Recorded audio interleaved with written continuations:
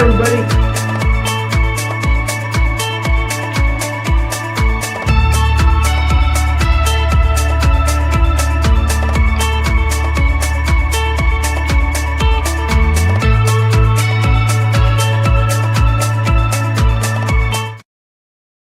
Hello and welcome everybody. We are so excited to have Mike Archer back for lesson number 5. How you doing, Mike?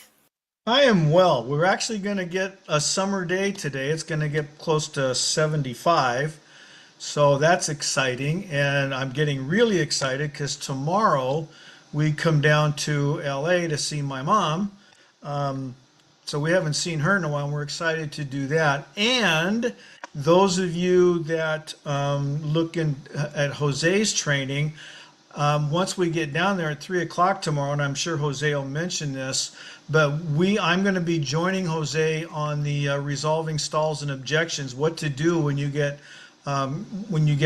resistance in your sales call and you're not sure what to do. Jose and I are going to tackle that together. So that's going to be really exciting. And that we will also go into a lot more depth with that in my lesson 7, which is going to be in 2 weeks. Because when I'm not going to be on next Tuesday because that's when we're coming home. So Mary and I are going to be in the air. So there will be no lessons next week. So just keep all that in mind. If you're around tomorrow at 3 o'clock Pacific, tune in to Jose's training and I'll be there live. And you can see my chubby little body and we'll take it from there. So today we are on page 20 and we are on lesson 5. And finally, we have come to the point where the first 4 lessons were establishing the relationship. Now we're going to get into the second phase of the science of selling and the managing your time process, which is asking questions.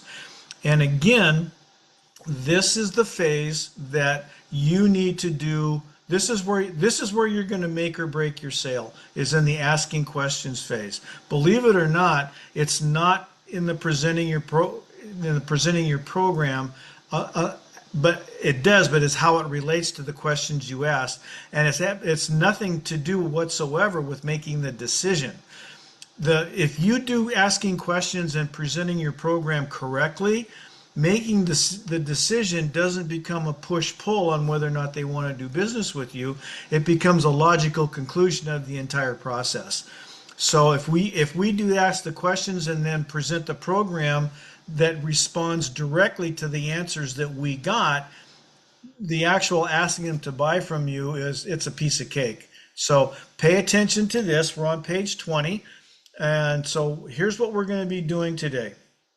And again, last week, we talked about the conversational circle. This is where the conversational circle comes into play. So last week, we talked about the types of feedback that you give. Today, we're going to talk about the types of questions that you need to ask in order to elicit more statements, get more information from them. So this conversational circle, you should be practicing this even if you're not selling. This is a good way to establish really solid relationships and get deeper and deeper in those relationships with everybody, not just your clients, but with your spouses, your bosses, your kids, your friends. That's why I call it the little engine that could, because you can use it in every asset or every aspect of your life. All right, so here's our agenda for today. We're going to talk about what do we do before we make the call? What do we do as soon as we get in? How do we transition from the introduction into the questions? And then we're going to talk in the types of questions. And then the last 2, we're going to people, time, and money, and the summary statement we're going to pay very special attention to. And this goes along with Jose's lesson 2, which is qualify, qualify, qualify. And also, you went through, when you first started joining Evo, you had to take some classes, and there was, in module 5, are a whole bunch of training videos that are geared specifically to selling travel. So before we get into today's stuff, Amanda, would you tell them where they can find those module 5 training videos? Yes. So you can find the modules in your back office, um, just right at the top, and it says training program, travel training program. Okay, and so they're all right there, and you can find those and take a look at those. And after you watch this, watch a couple of those, and it'll give you a really good feel for the difference between how I'm teaching and what they're teaching as general sales versus travel sales. Okay, sorry guys, I'm just getting over a cough. So the first thing we want to do is the pre-call planning is this is nothing more, we're on page 20. So this is nothing more than putting down on paper what it is you want to accomplish while you're there. All right. And if you don't know why you're walking into that office or that house or that business setting, if you don't know why you're walking in, don't go, because you're just going to waste your time and their time. Because remember, the very first choice they make is not whether they're going to buy from you, but whether or not they're going to choose to listen to what you have to say. We talked about that in lesson 1. If you don't do this, this is going to be this is a death knell to your entire process. So pre-call planning, what is it you want to accomplish? And you can sit in your car, sit in your house, whatever it is, and then setting the agenda. That's what you're going to be doing as soon as you walk in the door. And there's 4 things that you need to know on the agenda. Okay, what you need to know in order to be of help. Is there anything else I need to know? How we're going to proceed going forward. And then this one, the 4th one, is crucial. I've allotted, so how much time have you allotted? So I just go, okay, here's what I need to know in order to help you when I was in yearbooks. Here's what I need to know in order to be able to help you in a way that you need to be helped. One, I need to find out, how many kids you got coming back. I need to know your expertise in your book. I need to know where the help is that you want. All right. So then once I get all of that, I'm going to make a presentation that addresses all of those needs. And once we do that, then we're going to make a decision together on whether or not you want to work with Walsworth Publishing and me. And that's going to take me about 20 minutes. Is that enough time? Are we okay with that? And I knew that they had a whole class period because class periods are 45, 50 minutes. Because if you shorten your time and they let you go over that time, that's always a good sign. So in your mind, have an idea of how much time you think that's going to take, whatever it is you're talking about. And then just put that amount of time down. Now, I know some salespeople use a little gimmick where they use odd time bumps. Like, it's going to take me 22 and a half minutes. Is that okay? Well, that gets their attention, but some people use it, and if that kind of fits your personality, go ahead and do that. That was just never something that I would do. Okay, now once you have done that, then what you want to do is it's called the bridge statement. It's nothing more than an introduction. It's moving from getting to know them a little bit, moving into the call itself. And the bridge statement it's really simple, and we're going to talk about a lot of these questions. The bridge statement falls under the form of hypothetical questions. All right, hypotheticals always use if or when or whatever. So before we begin, let me ask you about this, or tell me, what's your favorite thing to do when you travel, or where are your favorite places to go that you like to go?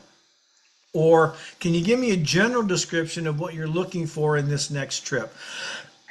Whatever it is, all I want you to do is just put it in the form of a hypothetical, because then they get the feeling that you're actually not selling to them yet. All right, so that's the key. So the bridge is just to transition into the actual asking questions phase. Now, one thing about asking questions, I want you I want you to think in your mind. I never did this, but I know a lot of people that have, where they have timed road races, and you've seen them on ESPN and stuff, where they go from one point to another, and there's a driver and a navigator. All right, you're in this exact same spot. So I want you to pretend that I'm in Seattle, and we're going to take a trip to Portland. And I don't care where we get there because you're the driver, I'm the navigator. I have the map. The questions are my map. So, and remember, the people that control the conversation are the people that ask the questions, not the people that are doing the talking. So, there's a lot of ways to get from Seattle to Portland. I can do a straight shot down I-5. I can head over, take a ferry and go over the coast and come down the Washington, Oregon coast. I can head east and go across the Cascades, come down through the Yakima Valley and come in through the Columbia River Gorge. Lots of ways to get there. I don't care how I get there because I know we're going to Portland. The way I get there is up to my driver by the questions that I ask. Now, I want you to imagine who are the people that are likely to want to take a straight shot down I-5. Typically, it's going to be the above the line people, the analyticals and the drivers. So, because they're the facts and the data people. Who's likely to want to take a side trip someplace? Well, it's going to be the amiables and the expressives because expressives like to tell stories and amiables like to develop the relationships. So they don't care if you take your time. But that's just a general rule, but you get the idea of where you're going. The questions you ask determines where you're going because their answers are going to tell you how they want to get there. I met with a lot of yearbook advisors that all they cared about was the price because they were experienced. They didn't need my help. All they wanted to do was they wanted to know what their options were on building their yearbook and what kind of customer support they had in the plant, and that's all they cared about. And then I had other people, brand new advisors, who they had no idea what they needed. So I kind of had to guide them a little bit as to those things. So those trips took a little bit longer. So first ones are the hypotheticals, and they're great conversation starters. If you could do anything you want, what would that be? If you had an unlimited budget, what would you like to do? Those are the good conversation starters. But the next ones are the open questions, and we're at the bottom of page 20. Open questions are the questions that invite extended answers. These are the journalism questions: the who, what, where, when, why, how much, how often, how many. Oh, Amanda, I forgot to tell them. Hey, wonderful people, we're going to try something new today that we haven't done in the past. If in the course of my talking to all this stuff, you have questions, I know we can't see each other and talk to each other, but write them in the chat room. If you've got a question, write it in the chat room and Amanda will pick it up and we can stop what we're doing and talk about that specific question. And hopefully it won't cut, we time this out to be about 35 minutes. But if it doesn't take us more than an extra 4 or 5 minutes, we can do this. And I think for me, I like to teach in front of people anyway. I don't like this kind of teaching. So if you got questions, write them down. Amanda will punch them up to me. All right. So we're talking about the journalism questions: who, what, where, why, how. The how questions are really fun because you can go anywhere with them. How much, how often, how many. Anything that starts with how elicits a lot of response. A when, a what, a where, and a why also elicits a lot of response. And there's some specific issues, specific instances where you want to use some over others, and we'll talk about that a little bit. But as a rule, you'll figure this out because this is the fun part to do. All right, so. And I've got some examples over on page 21. It's how do you feel about your current income as it relates to your travel plans? This is something that's going to be important. You got to find out how much money they have to spend on this trip. And we're going to get into that in a couple of minutes in a little more detail. Where do you like to travel? What are your favorite things to do? What you're doing is, in your mind, you are trying to figure out what it is they want to do. and where it is they want to go. And then at some point, you're going to figure out how much they have to spend on all of this. What you're looking for is you want questions that are not yes/no questions. Those questions in this phase of the asking questions, they're death, because they're designed to elicit information, and yes/no questions just don't get you there. And typically, a yes/no question, which is a directive question, which is you're directing them to answer either yes or no, typically those start with verbs. Do you think you could do this? Yes. Can you imagine yourself doing this? No. If it starts with a verb, especially above the line people who don't care about relationships, they're going to give you as short an answer as possible. So you need to pay attention to the kinds of questions you're asking that elicit as much information as you can get out of them. All right. Some of them are general, so you're going to start off with general, and then you're going to start narrowing it down. So you start off with a generic, we want to take a cruise, and by the time you're done, you're going to narrow it down to, we want to take a British Isles cruise in the late summer next year. Boom. And so now you've got an option, and here's the cruise lines we like, here's the cruise lines we don't like. And so now you can narrow it down even further. Your job in this questioning phase is to bleed them dry. You want to get as much information from them as you possibly can in order to give them the kind of program and the kind of travel package that you know they're going to buy, because they've told you that's what they're going to buy. Now, one of the things to be really careful of when you're doing things, when you're asking these questions, is if you're an assertive type of a person, this is where the danger lies in not following the process. Because typically what happens is when you start asking questions, you immediately know how you can sell them. You immediately know what they need and what they want, and your brain is telling you sell, sell, sell, and you still don't have enough information, because you might not have found out when they want to go. You might not have found out how much money they've got to spend. Do they have a Cadillac trip on a Volkswagen budget? You don't know those things yet. So especially you right of the line people, you need to hold yourselves, you need to keep your telling tensions down. You left of the line people, piece of cake, because you love asking questions, and this is the easy part for you, because you know you're going to get as much information as you can. So we have to keep that teeter-totter. Remember, we saw that teeter-totter. We have to keep it in balance. We have to allow everybody to talk, and we need to keep our telling tensions in check so we don't revert, or either any of us go into lock on, lock out. Okay, so now here's where it gets really fun. So the next questions are, looking down the bottom left of 21. Elaboration questions are a lot of fun. These are those of you that are old enough to remember Paul Harvey. These are the rest of the story questions. Wow, that sounds really interesting. Tell me more. Wow, that was really cool. Then what happened? So once you start getting somebody excited, elaboration questions are a really fun way to keep that excitement going, and it elicits more information. Elaboration questions also can be used when you're in a highly charged setting where there's some emotion involved. So you want to really pay attention to that.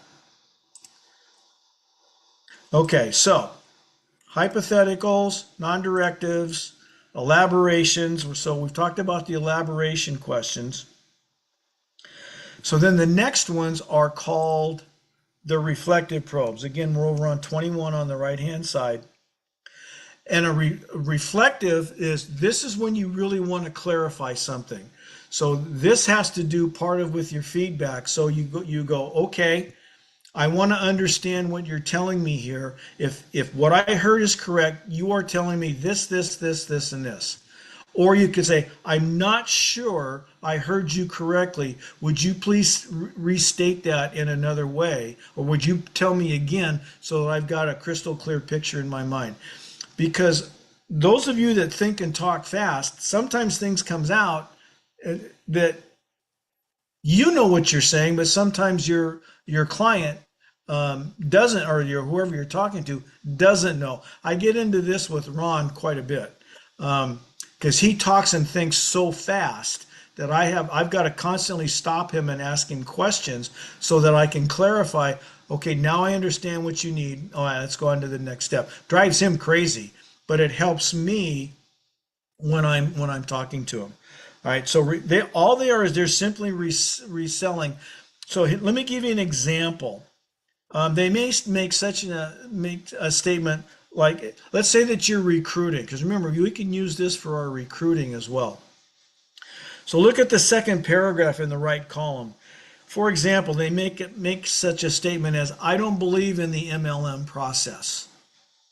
Now, all you need to do, rather than going to feedback or anything, you don't know why they don't like that. So rather than agreeing with them or trying to explain it, just go, the MLM process, throw it back at them in a reflective probe. Because that way you're getting the information. You don't know why they don't like multi-level marketing. Maybe they had a bad experience with Amway or somebody else and it soured them on it. So you don't know why. You've got to find out why. So then you can talk about the differences between Evolution and other MLM companies. The other one is, and you're going to get this, especially for people that have cruising preferences. Somebody will tell you, I don't like Carnival or I don't like Princess.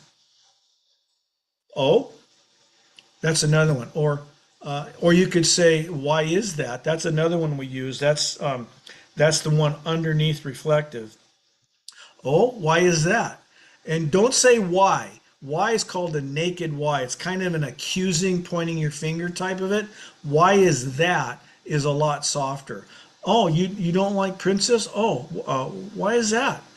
And then get out the information so that you know you're going to steer them away from a Princess Cruise or Carnival or whoever it is they don't like. But the other thing that it does is it gives you what their preferences really are and how they like to be treated. So there's a lot of sub information in the kinds of questions that you ask that if you're taking, by the way, you should be taking a gazillion notes at this point so that when you go back and you can review everything, you can say, oh yeah, they didn't like that. Oh yeah, they really like that. So then when you're building your program to go back and present to them, then you're off to the races. And and remember, I told you this does not work if you're trying to do this digitally over PDF files that you email to them or Facebook or email or whatever it is. This is designed to be face-to-face selling, and none of this works if it's not face-to-face selling. Okay, so why is that? And then the last one is, let's say that you have, or what you think you have enough information where you can make an intelligent presentation. That's when the directives come in. Is there anything else we need to talk about? Yes or no? So remember, typically those start with a verb. All right, so switch over to page 22. You ask the directive questions when all you need from them is a yes or no answer. That's it. So, and this could be a closing sale. It could be a closing question as well. Do you like what you see so far? Yeah, I do. Oh, great. Are you ready to proceed? Yes, I am. Or if the answer is no, then you back up and you go back through. Oh, I'm sorry. I must have missed something. Let's go back in. What is it that we still need to talk about? Now you go back into your open-ended questions. All right. So you see how all of this works together. And that's why sales can be messy because it doesn't go in a straight line from A to B to C to D. Sales can go from A to Z to G to R to P. It's all over the map. But your map, again, is your questions. All right. So now, once you're done and you think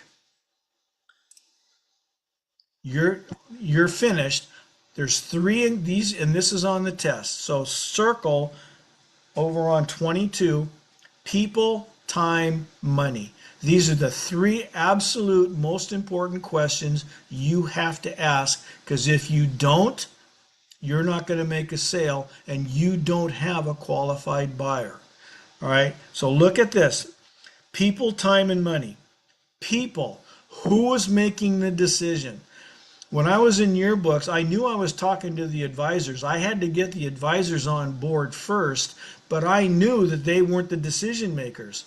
The decision makers were the administrators. It was either the activities director, the principal, vice principal, or in a lot of my school districts, it was the school board. It was the purchasing agent who then had to take it to the school board. So I knew who my buyers were, but I also had to know who had the most influence.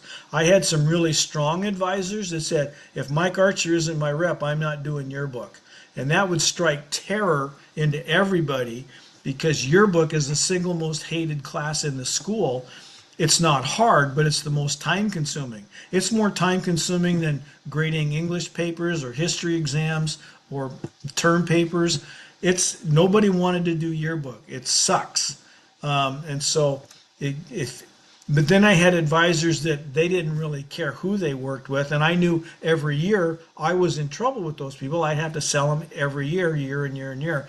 So I would develop relationships with the other people, the administrators, the activity directors. I would establish a relationship somewhere in that building where I was strong with at least one person that would protect me when other reps came in and were trying to get my business away. So now the easiest way to ask this, if you don't know that your client, you're just getting to know them, the easiest way to ask this is, and I know I tell you not to use my words, but in this case I would.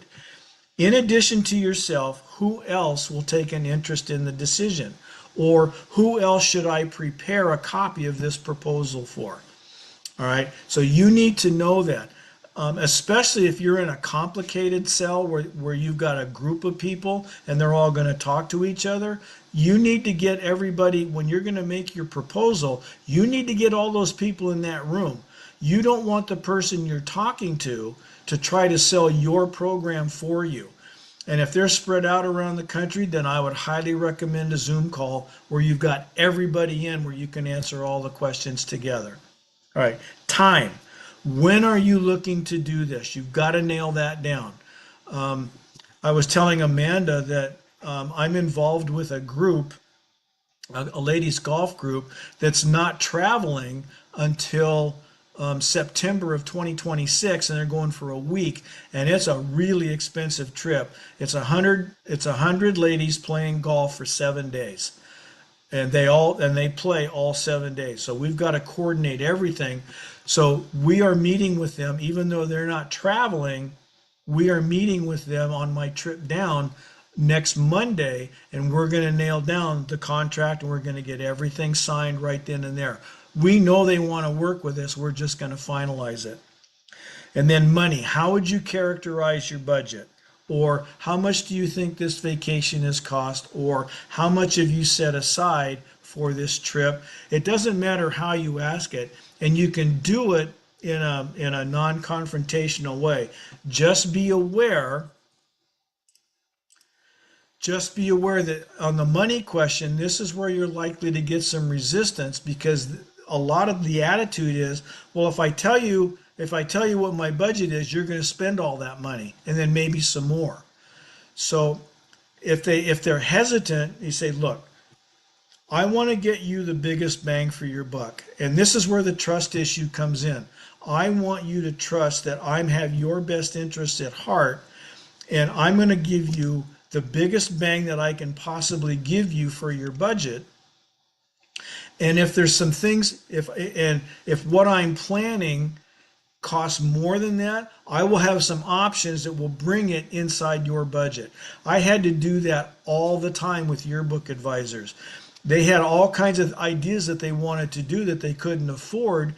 So my job was to show them the options that would look almost as good, not quite, but it would get their design and their theme ideas where they wanted it to be.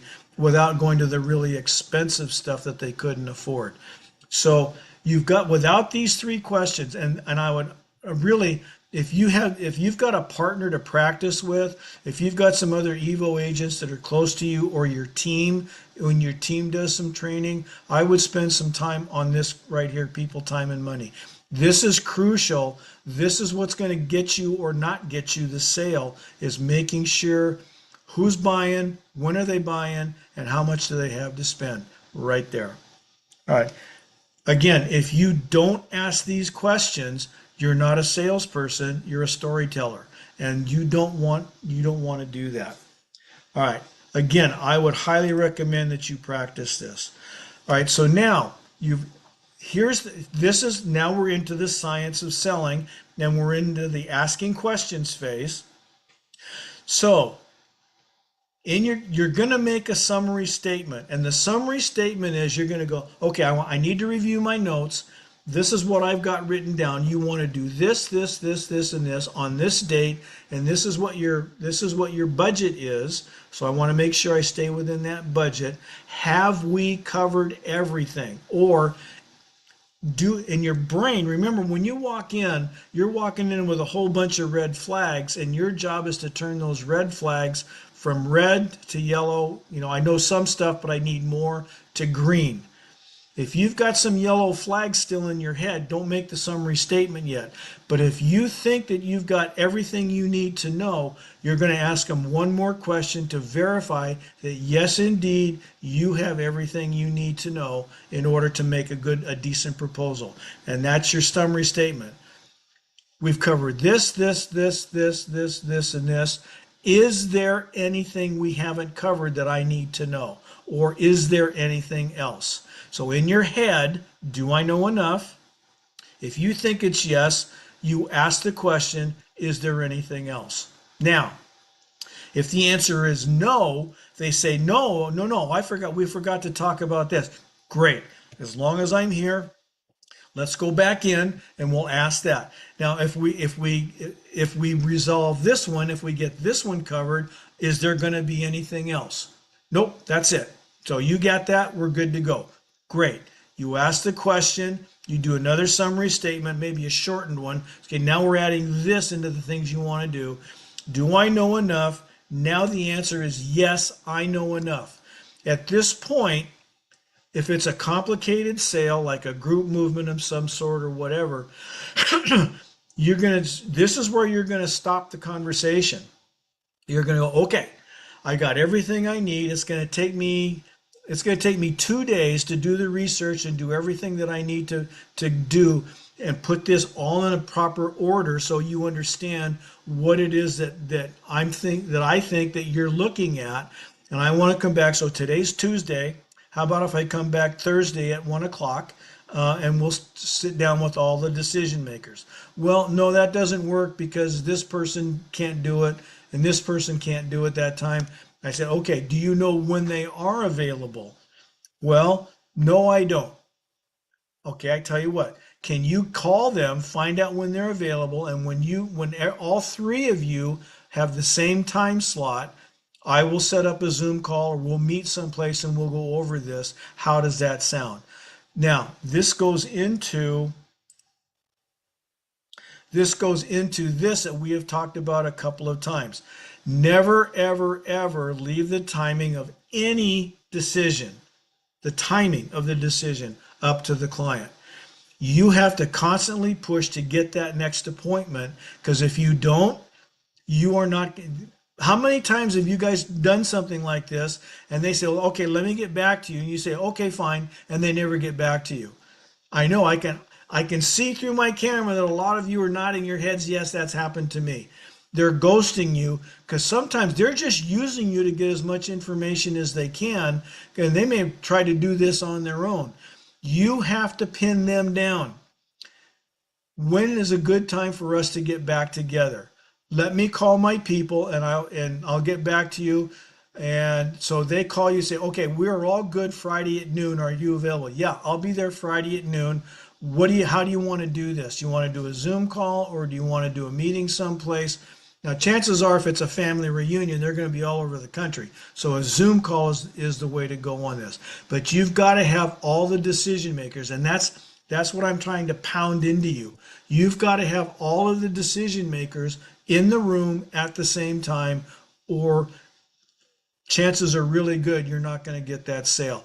If you learn nothing else from this lesson, learn that. Okay, you've got to have all the decision makers together, because if you don't, the person that you're talked to is not the decision maker. That person becomes the gatekeeper, and you're relying on that person to relay all the information, and they may or may not have heard you accurately, and they may or may not get all that information out to everybody else. That's why you need to be the one. You don't want somebody selling your stuff for you. All right, so never, you always get a firm commitment on when the next meeting's going to be. All right, and then the other one is, we talked about this before, when you're all finished with the meeting, the other hidden key to your success, because remember, this is designed to make you a better salesperson. What did I do right? What did I do wrong? What could I have done better? Did I miss anything? Hopefully you don't have to ask that question. Did I get a referral? This one, the referral, you usually don't do till the very end of the process, so don't worry too much about that. And then at the very end, did you send a thank you note? Just maybe give them a phone call an hour later, or send them an email or an Instagram or whatever you want to do. Or maybe you send them a teaser picture of a cruise ship. Say, hey, I'm thinking about this. I just wanted to thank you, but I have some more information for you. So that's another way to get them excited.